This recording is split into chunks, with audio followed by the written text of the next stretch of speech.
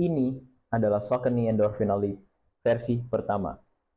Yes, gue tahu kalau sepatu ini sudah rilis hampir 2 tahun yang lalu, tapi terima kasih kepada rilisnya Saucony Endorphin Elite versi kedua, gue dapet sepatu ini dengan harga yang cukup murah untuk super shoes global brand gitu ya. Dan anyway, ini juga review dari seorang recreational runners, so here goes. Review first few runs Saucony Endorphin Elite versi pertama.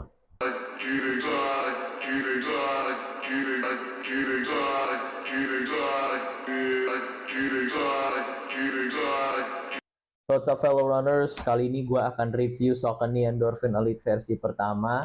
Sedikit cerita tentang sepatu ini, jadi di 2025 ini gue berencana untuk ikut race full marathon pertama gue. Jadi gue memutuskan untuk nyari sepatu untuk full marathon. Racer sebelumnya yang gue punya itu walaupun masih enak dipakai, tapi karena umurnya sudah 300-400 km, race popnya dia sudah hilang. Jadi gue memutuskan untuk beli sepatu baru untuk full marathon. Dan gue coba beberapa brand di offline store, termasuk Saucony Endorphin Elite 1 ini. Dan akhirnya setelah beberapa konsiderasi, yang utamanya adalah budget, gue memutuskan untuk membeli Saucony Endorphin Elite 1 ini. Jadi di salah satu platform e-commerce gue beli ini dengan harga 2,6 juta saja. Bandingkan dengan versi keduanya atau harga pertama kali Saucony Endorphin Elite 1 ini rilis di level 4 juta. Ya karena saya kaum mendang-mending ya.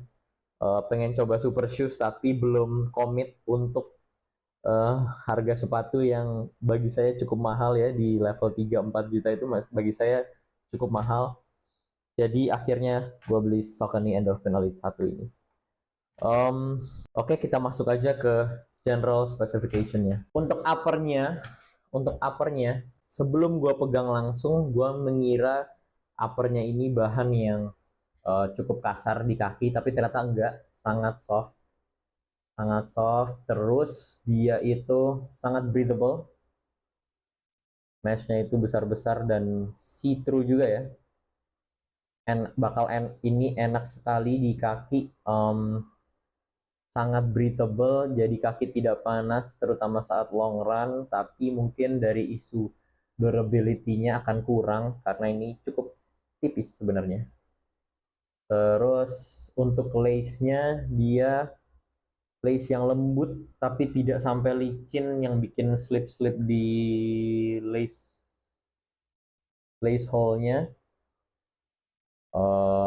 Masih cukup enak, lembut tapi tidak gampang slip gitu ya. Terus tangnya ini sangat enak, sangat lembut. Dia yang tipe gusseted, nyambung sama kanan kirinya.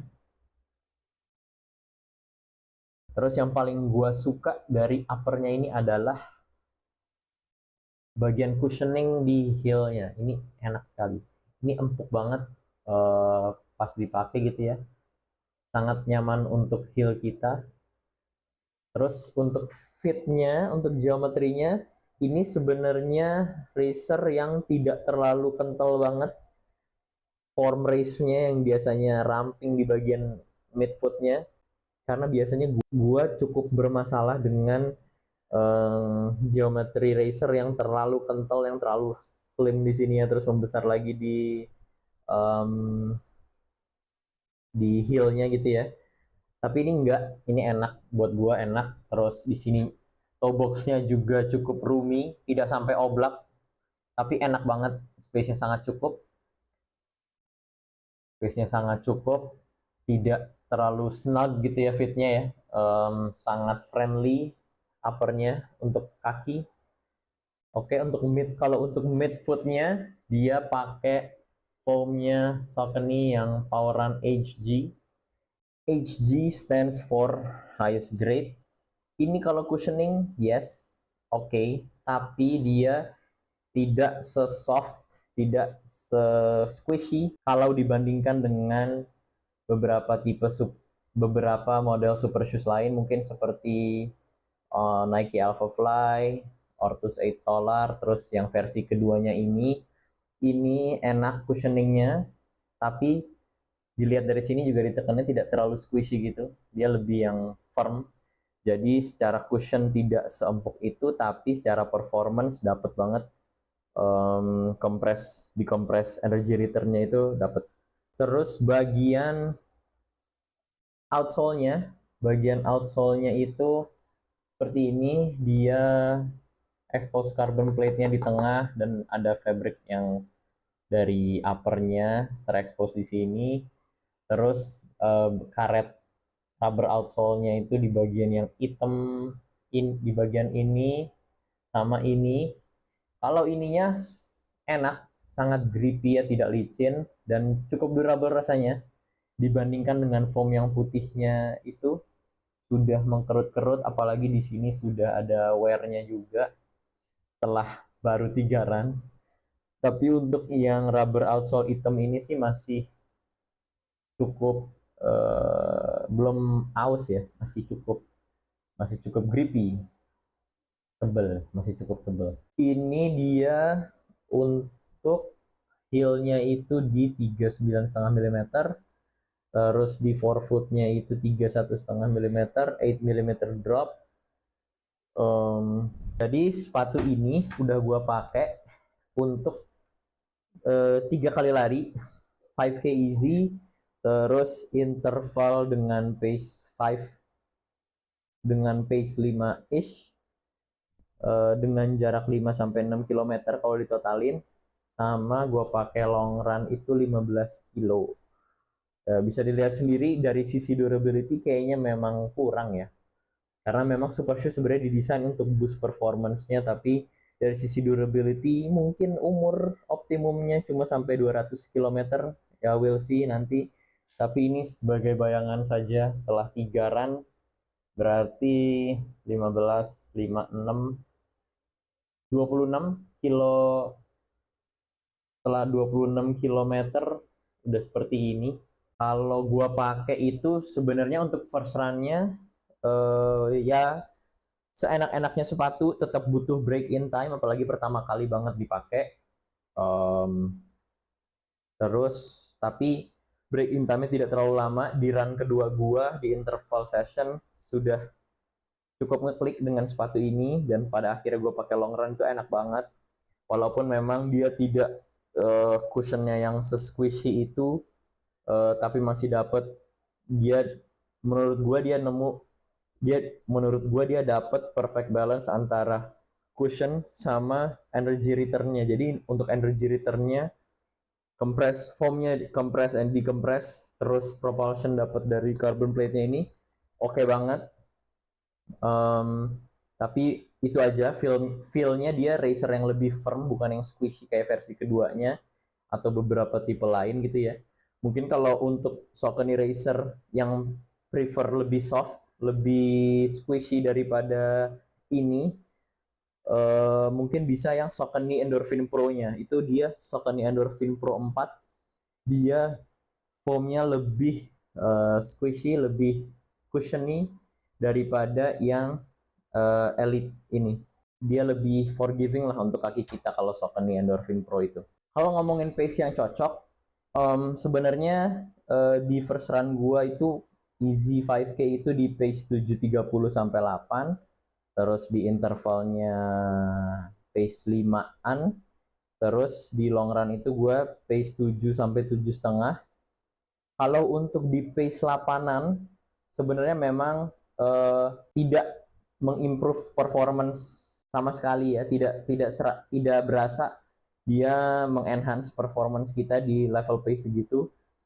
Tapi dibanding racer yang lain, misalkan racer yang gue punya Ortus 8 Solar gitu, itu dia kalau dipakai pace rendah atau bahkan jalan kaki, Saucony Endorphin Elite ini dibandingkan dengan beberapa model racer lain yang geometrinya lebih ekstrim, dia tidak semenyiksa itu di kaki. Karena dengan Ortus 8 Solar itu gue pernah pakai. Dengan Ortus 8 Solar itu gue pakai pace rendah. Di pace rendah memang dia cukup ada performance boost-nya, walaupun tidak sesignifikan kalau pace-nya tinggi, tapi kalau dipakai jalan itu sungguh sangat awkward buat kaki.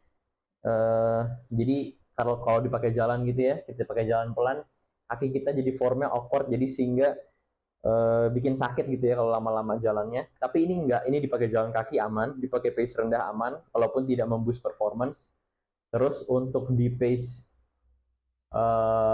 mungkin baru berasa cukup memboost performance kita di pace 6 ish, 7 juga sebenarnya cukup berasa, 7 maksimum 7 itu masih cukup berasa propulsionnya, tapi tidak sesignifikan kalau pace kita lebih tinggi lagi gitu.